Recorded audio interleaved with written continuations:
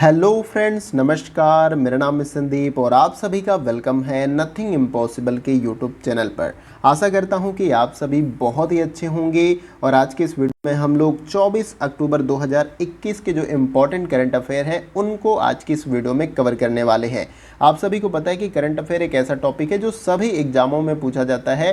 Current affair से जो है 4 से 5 क्वेश्चन आपको हर एग्जाम में देखने को मिल जाएंगे, इसलिए करंट अफेयर का टॉपिक काफ़ी इंपॉर्टेंट हो जाता है आपके एग्जाम के पॉइंट ऑफ व्यू से, और आप इसे डेली बेसिस पे तैयार कर सकते हैं। तो और हम प्रयास करते हैं कि डेली बेसिस पे जो भी इंपॉर्टेंट घटनाएं घटित होती हैं जो कि बहुत ही महत्वपूर्ण है और आपके एग्जाम में पूछे जा सकते हैं, तो उनको यहाँ पर वीडियो के माध्यम से कवर कराने का प्रयास करते हैं। तो चलिए फ्रेंड, वीडियो को स्टार्ट करते हैं और आज के पहले करंट अफेयर को देखते हैं। सबसे पहला क्वेश्चन हमारा है यहाँ पर, देखिए इसमें पूछा जा रहा है कि भारत के किस राज्य में 26 और 27 अक्टूबर को प्रोग्रेसिव पंजाब इन्वेस्टर्स समिट का आयोजन किया जाएगा। यहाँ पर इन चारों विकल्पों में से आपको बताना है। अगर आपको किसी भी क्वेश्चन का आंसर पता हो तो कमेंट बॉक्स में उसका आप आंसर बता सकते हैं। देखिए इस क्वेश्चन का जो हमारा राइट आंसर हो जाएगा वो है आपका option number C, Punjab. Bharat के किस राज्य में 26 से 27 अक्टूबर को प्रोग्रेसिव पंजाब इन्वेस्टर समिट का आयोजन किया जाएगा? तो वो है पंजाब में, और पंजाब की राजधानी क्या है? चंडीगढ़। इसे भी आपको याद कर लेना है। अब इस क्वेश्चन के जो इंपॉर्टेंट डिटेल्स हैं उसको भी जान लेते हैं। देखिए सबसे पहले पॉइंट में मैंने बताया कि पंजाब राज्य में 26 और 27 अक्टूबर को प्रोग्रेसिव पंजाब इन्वेस्टर समिट का आयोजन किया जाएगा, और इसके साथ ही मुख्यमंत्री चरणजीत सिंह चन्नी ने उद्योगपतियों से इस राज्य उद्यम स्थापित करने के लिए छूट का लाभ उठाने का आग्रह किया है।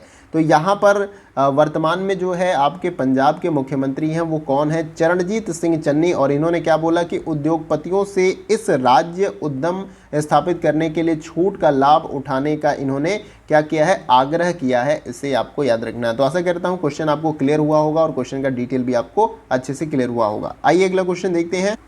अगला क्वेश्चन हमारा है क्वेश्चन नंबर 2। देखिए इसमें पूछा जा रहा है कि हाल ही में जारी रिपोर्ट के मुताबिक किस वर्ष तक अमेरिका में कोयले के ग्रीन हाउस गैस उत्सर्जन को प्लास्टिक पीछे छोड़ देगा? इन चारों विकल्पों में से आपको बताना है। देखिए इस क्वेश्चन का जो हमारा राइट आंसर हो जाएगा वो है आपका ऑप्शन नंबर बी, 2030 तक। क्वेश्चन में यही पूछा गया कि हाल ही में जारी रिपोर्ट के मुताबिक किस वर्ष तक अमेरिका में कोयले के ग्रीन हाउस गैस उत्सर्जन को प्लास्टिक जो है पीछे छोड़ देगा, यानी प्लास्टिक से भी जो है जलाने के बाद ग्रीन हाउस गैस जो उत्पन्न होती है, तो यहाँ पर ग्रीन हाउस गैस उत्सर्जन को प्लास्टिक पीछे छोड़ देगा 2030 तक। ये आपको याद रखना है। अब इस क्वेश्चन का जो इंपॉर्टेंट डिटेल्स है उसको भी जान लेते हैं। देखिए सबसे पहले पॉइंट में मैंने बताया कि हाल ही में बेनिंगटन कॉलेज और बियॉन्ड प्लास्टिक्स की जारी रिपोर्ट के मुताबिक वर्ष 2030 तक अमेरिका में कोयले के ग्रीन हाउस गैस उत्सर्जन को प्लास्टिक पीछे छोड़ देगा। यानी देखिए यहाँ पर प्लास्टिक को भी जब हम जलाते हैं तो उसमें कई तरह की गैसें बाहर निकलती हैं, तो ये जो है यहाँ पर कोयले से जो ग्रीन हाउस गैस उत्सर्जित होती है उसको प्लास्टिक क्या करेगा? पीछे छोड़ देगा। इसे आपको याद रखना है। अमेरिका के लिए ये बताया गया है। किस रिपोर्ट के अनुसार? बेनिंगटन कॉलेज और बियॉन्ड प्लास्टिक के द्वारा एक रिपोर्ट जारी की गई है और उनके द्वारा बताया गया कि 2030 तक अमेरिका में जो है कोयले के ग्रीन हाउस गैस उत्सर्जन को प्लास्टिक पूरी तरीके से पीछे छोड़ देगा। देखिए अगले पॉइंट में मैंने बताया कि अमेरिका का प्लास्टिक उद्योग अपने पूरे जीवन चक्र में तेल और गैस के लिए ड्रिलिंग और अपनी सुविधाओं को बढ़ावा देने के लिए प्लास्टिक कचरे को जलाने के लिए कम से कम 232 million ton greenhouse gas को हर साल जारी करता है, यानी प्रोड्यूस करता है। किसके द्वारा? जब प्लास्टिक के कचरे को जलाया जाता है तो 232 मिलियन टन ग्रीन हाउस गैसों को हर साल यहाँ पर उत्पन्न करता है। कौन? यहाँ पर अमेरिका, प्लास्टिक को जलाने के बाद। तो इसलिए यहाँ पर जो है कोयले से ग्रीन हाउस गैस उत्सर्जन को यहाँ पर प्लास्टिक पूरी तरीके से पीछे छोड़ देगा। तो आशा करता हूँ कि क्वेश्चन का डिटेल आपको क्लियर हो गया होगा और ये काफ़ी इंपॉर्टेंट क्वेश्चन है। ईवीएस का क्वेश्चन मैं बार बार बोलता हूँ कि हर करंट अफेयर में, यानी डेली बेसिस पे मैं जो भी करंट अफेयर आपको कराता हूँ वहाँ पर 1 से 2 क्वेश्चन आपको इन्वायरमेंटल स्टडी से देखने को मिल जाएगा, वो भी करंट के जो इशू हैं उससे रिलेटेड। तो आशा करता हूँ डिटेल आपको क्लियर हुआ होगा। आइए अगला क्वेश्चन देखते हैं। अगला क्वेश्चन हमारा है क्वेश्चन नंबर 3।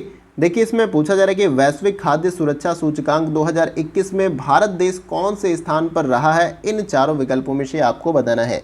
देखिए इस क्वेश्चन का जो हमारा राइट आंसर हो जाएगा वो है आपका ऑप्शन नंबर डी, 71वें स्थान पे जो है भारत रहा है। क्वेश्चन में यही पूछा गया कि वैश्विक खाद्य सुरक्षा सूचकांक 2021 में भारत देश को कौन सा स्थान मिला है? तो 71वां स्थान मिला। इसे आपको याद रखना है। अब इस क्वेश्चन के जो महत्वपूर्ण डिटेल्स है उसको भी जान लेते हैं। देखिए सबसे पहले पॉइंट में मैंने बताया, अगर आपसे पूछा जाए कि वैश्विक खाद्य सुरक्षा सूचकांक 2021 में भारत को कौन सा स्थान मिला है, तो आपको याद रखना 71वां स्थान उनको मिला है। देखिए नेक्स्ट पॉइंट में मैंने बताया कि यह वैश्विक खाद्य सुरक्षा सूचकांक का 10वां संस्करण है। अगर ये पूछ लिया जाए कि ये वैश्विक खाद्य सुरक्षा जो सूचकांक यहाँ पर जारी किया गया है इसका कौन सा संस्करण है, तो ये 10वां संस्करण था। कौन सा? यहाँ पर 2021 वाला। अगला देखिए पॉइंट जो हमारा होगा इसमें कि इस वर्ष के सूचकांक को 113 देशों के आंकड़ों का विश्लेषण करके तैयार किया गया, यानी कि कुल यहाँ पर 113 देशों को शामिल किया गया था और इन 113 देशों में भारत का जो स्थान था 71वां था। ठीक है, जबकि भारत ग्लोबल हंगर इंडेक्स 2021 में 101वां स्थान पर यहाँ पर था। हंगर इंडेक्स में अगर पूछे तो 101वां स्थान, और वैश्विक खाद्य सुरक्षा सूचकांक के बारे में पूछा जाए 2021 की रिपोर्ट के अनुसार तो 71वां स्थान भारत को मिला है। इसे आपको याद कर लेना है। तो आशा करता हूँ डिटेल आपको क्लियर हुआ होगा। आइए अगला क्वेश्चन देखते हैं। अगला क्वेश्चन हमारा है क्वेश्चन नंबर 4। देखिए इसमें पूछा जा रहा है कि निम्न में से किस मंत्रालय ने दीनदयाल अंत्योदय योजना राष्ट्रीय ग्रामीण आजीविका मिशन के तहत 152 सक्षम केंद्रों का उद्घाटन किया है। इन चारों विकल्पों में से आपको बताना है। इसे आपको याद रखना है। अंत्योदय योजना की बात हो रही है यहाँ पर, आप इसको अच्छे से समझिएगा। अंत्योदय योजना राष्ट्रीय ग्रामीण आजीविका मिशन के तहत 152 सक्षम केंद्रों का उद्घाटन किया गया। किसके द्वारा किया गया? इन चारों में से आपको बताना है। देखिए इस क्वेश्चन का जो हमारा राइट आंसर हो जाएगा वो है आपका ऑप्शन नंबर डी। यहाँ पर ग्रामीण विकास मंत्रालय के द्वारा जो है यहाँ पर दीनदयाल अंत्योदय योजना राष्ट्रीय ग्रामीण आजीविका मिशन के तहत 152 सक्षम केंद्रों का उद्घाटन किया गया। इसे आपको याद रखना है। ठीक है, तो इतना आपको क्लियर हो गया होगा। अब इस क्वेश्चन का जो इंपॉर्टेंट डिटेल्स है उसको भी जान लेते हैं। यहाँ तक तो आपको पहले पॉइंट में क्लियर होगा, क्योंकि ऊपर क्वेश्चन में ही इस तरीके से क्वेश्चन पूछा गया था कि ग्रामीण विकास मंत्रालय ने हाल ही में दीनदयाल अंत्योदय योजना राष्ट्रीय ग्रामीण आजीविका मिशन के तहत जो 152 सक्षम केंद्रों का उद्घाटन किया था। किसने? ये क्वेश्चन आपका बना था ग्रामीण विकास मंत्रालय ने। अगले पॉइंट में मैंने बताया कि देश के 13 राज्यों के 77 जिलों में लगभग 152 वित्तीय साक्षरता और सेवा वितरण केंद्र शुरू किए गए हैं। यहाँ पर काफ़ी इंपॉर्टेंट है, इसे आपको याद रखना है। देश के 13 राज्यों और 77 जिलों में लगभग जो है 152 वित्तीय साक्षरता और सेवा वितरण केंद्र जो है यहाँ पर शुरू किया गया है। किसके अंतर्गत? दीनदयाल अंत्योदय योजना के अंतर्गत। इसे आपको याद रखना है। दीनदयाल अंत्योदय योजना के तहत यहाँ पर राष्ट्रीय ग्रामीण आजीविका मिशन के तहत 152 सक्षम केंद्रों का उद्घाटन हुआ है। देखिए 1 से 2 बार मैं रिकॉल कर रहा हूँ ताकि आपको अच्छे से याद हो जाए। अगला क्वेश्चन देखते हैं। आइए अगला क्वेश्चन हमारा है क्वेश्चन नंबर 5। देखिए इसमें पूछा जा रहा है कि 24 अक्टूबर को विश्व भर में कौन सा दिवस मनाया जाता है। तो अगर आपको पता है तो इसका राइट आंसर आप बता सकते हैं। देखिए इस क्वेश्चन का जो हमारा राइट आंसर हो जाएगा वो है आपका ऑप्शन नंबर सी, दोनों।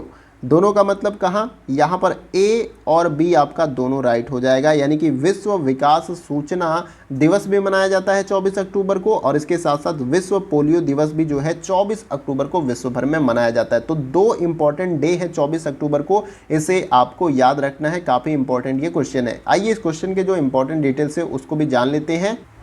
देखिए यहाँ पर सबसे पहले पॉइंट में मैंने बताया कि 24 अक्टूबर को विश्व भर में विश्व विकास सूचना दिवस और विश्व पोलियो दिवस मनाया जाता है। इसे आपको याद कर लेना है। नेक्स्ट पॉइंट में मैंने बताया कि विश्व विकास सूचना दिवस का उद्देश्य विकास की समस्याओं के लिए विश्व जनमत का ध्यान आकर्षित करना है, और इसके साथ ही साथ जो है समग्र विकास और विकास के लिए उन्हें हल करने के लिए अंतर्राष्ट्रीय सहयोग को मजबूत बनाना है। किसका? यहाँ पर विश्व विकास सूचना दिवस के अंतर्गत जो है मैंने उद्देश्य को आपको बताया था कि देखिए यहाँ पर विकास की समस्याओं के लिए विश्व जनमत का ध्यान आकर्षित करना इसका उद्देश्य है। इसके साथ ही साथ समग्र विकास और विकास के लिए उन्हें हल करने के लिए जो है अंतर्राष्ट्रीय सहयोग को जो है मजबूत बनाने का भी काम जो है विश्व विकास सूचना दिवस के अंतर्गत यहाँ पर किया जाता है। अब देखिए दूसरा यहाँ पर था विश्व पोलियो दिवस। तो देखिए पोलियो जो बीमारी है उसके प्रति जागरूकता फैलाने के लिए जो है यहाँ पर 24 अक्टूबर को विश्व भर में विश्व पोलियो दिवस मनाया जाता है। आप सभी को पता है कि बहुत बार जो है अमिताभ बच्चन के द्वारा जो है ऐड किया गया था 2 बूंद जिंदगी के लिए, यानी कि बचपन में जो है आपको ये 2 बूंद जब आप ले लेते हैं तो इसके बाद पोलियो का खतरा आपको कम हो जाता है। तो यानी पोलियो जो रोग है या पोलियो एक बीमारी है उसके जागरूकता के लिए विश्व पोलियो दिवस जो है 24 अक्टूबर को मनाया जाता है। इसे आपको याद कर लेना है। तो आशा करता हूँ क्वेश्चन का डिटेल आपको क्लियर हुआ होगा। आइए अगला क्वेश्चन देखते हैं। अगला क्वेश्चन हमारा है क्वेश्चन नंबर 6। देखिए इसमें पूछा जा रहा है कि संयुक्त राष्ट्र ने हाल ही में किस देश के लिए एक विशेष ट्रस्ट फंड की स्थापना की है। इन चारों में से अगर आपको राइट आंसर पता है तो आप बता सकते हैं। देखिए इस क्वेश्चन का जो हमारा राइट आंसर हो जाएगा वो है आपका ऑप्शन नंबर डी, अफगानिस्तान के लिए यहाँ पर संयुक्त राष्ट्र ने जो है हाल ही में विशेष ट्रस्ट फंड की स्थापना की है। इसे आपको याद रखना, किसके लिए की है विशेष ट्रस्ट फंड की स्थापना, तो अफगानिस्तान के लिए। और अफगानिस्तान की राजधानी क्या है, काबुल, जहां पर तालिबान का अभी हाल ही में कब्जा हो गया, उन्होंने अपनी सरकार बना ली है। तो आइए अब इस क्वेश्चन के जो इंपॉर्टेंट डिटेल्स है उसको भी जान लेते हैं। देखिए यहाँ पर पहले पॉइंट में तो आपको क्लियर हो गया होगा कि ये जो विशेष ट्रस्ट फंड की स्थापना की गई है किसके लिए की गई है, अफगानिस्तान के लिए की गई है। किसके द्वारा किया गया है, ये मैंने संयुक्त राष्ट्र संघ के द्वारा किया गया है। देखिए नेक्स्ट पॉइंट में मैंने बताया कि जिससे तत्काल आवश्यक नकदी उपलब्ध कराई जा सके, जर्मनी इस फंड में पहला योगदान करता है। यानी कि ये जो फंड की यहाँ पर स्थापना की गई है संयुक्त राष्ट्र के द्वारा अफगानिस्तान के लिए, तो इसमें सबसे पहला योगदान किसने दिया, यानी कि किसने फंड दिया है, वो जर्मनी ने दिया है। इसे आपको याद रखना है। जर्मनी की राजधानी क्या है, बर्लिन है, ये भी आपको याद रखना है। देखिए नेक्स्ट पॉइंट में मैंने बताया कि इसने इसके लिए 50 मिलियन यूरो का वादा किया, यानी जर्मनी ने यहाँ पर 50 मिलियन यूरो यहाँ पर डोनेट करने के लिए या योगदान देने के लिए वादा किया है। इसे भी आपको याद रख लेना है। तो आशा करता हूँ क्वेश्चन का डिटेल आपको क्लियर हुआ होगा और अच्छे से समझ में आ गया होगा। आइए अब अगला क्वेश्चन देखते हैं। अगला क्वेश्चन हमारा है क्वेश्चन नंबर 7। देखिए इसमें पूछा जा रहा है कि संयुक्त राष्ट्र दिवस कब मनाया जाता है। इन चारों विकल्पों में से अगर आपको पता है तो आप राइट आंसर बता सकते हैं। तो देखिए इस क्वेश्चन का जो हमारा राइट आंसर हो जाएगा वो है आपका ऑप्शन नंबर बी, 24 नवंबर को संयुक्त राष्ट्र दिवस कब मनाया जाता है, तो 24 नवंबर को, ये आपको याद रखना है। अब इस क्वेश्चन के जो भी इंपॉर्टेंट डिटेल्स हैं उसको भी आइए जान लेते हैं। देखिए सबसे पहले पॉइंट में मैंने बताया कि द्वितीय विश्व युद्ध के बाद यानी सेकेंड वर्ल्ड वार के बाद दुनिया के बहुत से देशों में शांति और सद्भावना कायम करने के लिए एक संगठन की स्थापना का विचार रखा और इस दिशा में समन्वित प्रयासों से संयुक्त राष्ट्र की स्थापना का विचार किया गया। यानी कि संयुक्त राष्ट्र यहाँ पर जो है आपका संघ, उसकी स्थापना किसके बाद किया गया, तो यहाँ पर सेकेंड वर्ल्ड वार यानी कि द्वितीय विश्व युद्ध के बाद जो है दुनिया के बहुत से देशों में शांति और सद्भावना कायम करने के लिए जो है इस संगठन की स्थापना की गई थी संयुक्त राष्ट्र की। इसे आपको याद रखना है। नेक्स्ट पॉइंट में मैंने बताया कि संयुक्त राष्ट्र घोषणा पत्र तैयार किया गया, उसे 24 अक्टूबर 1945 को लागू किया गया। इस तरह से 24 अक्टूबर को प्रति वर्ष संयुक्त राष्ट्र दिवस के रूप में मनाया जाता है। देखिए यहाँ पर ये आपको डेट रखना है याद, काफ़ी इंपॉर्टेंट है कि संयुक्त राष्ट्र घोषणा पत्र तैयार किया गया और 24 अक्टूबर 1945 को लागू किया गया। इसीलिए इसी दिन को यानी कि 24 अक्टूबर को जो है यहाँ पर संयुक्त राष्ट्र दिवस के रूप में मनाया जाता है। इसे आपको याद रख लेना है। तो आशा करता हूं क्वेश्चन का डिटेल अच्छे से क्लियर हुआ होगा। आइए अगला क्वेश्चन देखते हैं। अगला क्वेश्चन हमारा है क्वेश्चन नंबर 8। देखिए इसमें पूछा जा रहा है कि फैजाबाद जंक्शन का नया नाम बदलकर क्या रखा गया है। तो काफ़ी इंपॉर्टेंट है क्योंकि उत्तर प्रदेश में काफ़ी जगहों के या स्टेशंस के नाम बदले गए हैं। तो यहाँ पर एक और नाम बदला गया है, तो ये भी काफ़ी इंपॉर्टेंट है, तो इसे आपको याद रखना है। तो फैजाबाद जंक्शन का नया नाम बदलकर क्या रखा गया है, तो अयोध्या कैंट इसका नाम रखा गया है। इसे आपको याद रखना है। तो अब इस क्वेश्चन के जो इंपॉर्टेंट डिटेल्स है उसको भी जान लेते हैं। देखिए जो मैंने पहले पॉइंट में बताया वो तो आपको क्लियर हो गया होगा कि फैजाबाद जंक्शन का नाम बदलकर यहाँ पर अयोध्या कैंट करने का फैसला किया गया है। और ये फैसला किसका है, तो उत्तर प्रदेश के मुख्यमंत्री योगी आदित्यनाथ ने जो है ये निर्णय लिया है कि जो फैजाबाद रेलवे जंक्शन है या रेलवे स्टेशन है उसका नाम बदलकर अयोध्या कैंट जो है किया जाएगा। ये निर्णय मुख्यमंत्री का है, उत्तर प्रदेश के मुख्यमंत्री योगी आदित्यनाथ का। इसे आपको याद रखना है। देखिए नेक्स्ट पॉइंट में मैंने बताया कि फैजाबाद रेलवे स्टेशन की स्थापना 1874 में, काफ़ी इंपॉर्टेंट है। अगर पूछा जाए कि फैजाबाद रेलवे स्टेशन की स्थापना कब की गई थी, तो 1874 में की गई थी और मौजूदा समय में यह उत्तर रेलवे के अंतर्गत आता है। अगर पूछा जाए कि मौजूदा समय में ये किस रेलवे के अंतर्गत आता है, तो उत्तर रेलवे के अंतर्गत आता है और यह लखनऊ वाराणसी रेल मार्ग पर स्थित है। किस पे स्थित है, लखनऊ वाराणसी जो रेल मार्ग है उस पर ये आपका स्थित है। क्या, फैजाबाद जो जंक्शन है या फैजाबाद रेलवे स्टेशन है जिसका अब नाम बदलकर अयोध्या कैंट कर दिया गया है। तो आशा करता हूं कि क्वेश्चन का डिटेल आपको क्लियर हो गया होगा और आज के इस वीडियो में जितने भी मैंने इंपॉर्टेंट करंट अफेयर आपको कराए 24 अक्टूबर के, वो आपके एग्जाम के लिए काफ़ी इंपॉर्टेंट होंगे।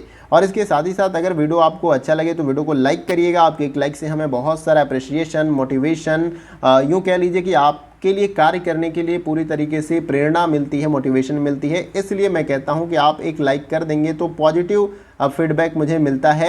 और इसके साथ ही साथ अगर किसी भी क्वेश्चन को लेकर अगर आपको डाउट होता है, पूरे वीडियो में मैंने जितने भी इंपॉर्टेंट क्वेश्चन आपको कराए करंट अफेयर के 8 क्वेश्चन मैंने कराए हैं, तो इनमें से किसी क्वेश्चन को लेकर या उसके डिटेल्स को लेकर अगर आपको डाउट होता है तो कमेंट बॉक्स में पूछ सकते हैं। इसके साथ ही साथ किसी और एग्जाम से रिलेटेड अगर आपको इंक्वायरी करनी है या उसकी जानकारी आपको चाहिए, आपको कुछ उसके बारे में नहीं पता है, तो उसके बारे में भी पूछ सकते हैं। देखिए यहाँ पर वीडियो को तो लाइक कर लीजिएगा और इसके साथ ही साथ दूसरे दोस्तों को इसको शेयर भी कर दीजिएगा, क्योंकि आपके एक शेयर से यहाँ पर दूसरे दोस्तों को काफ़ी हेल्प मिल सकती है।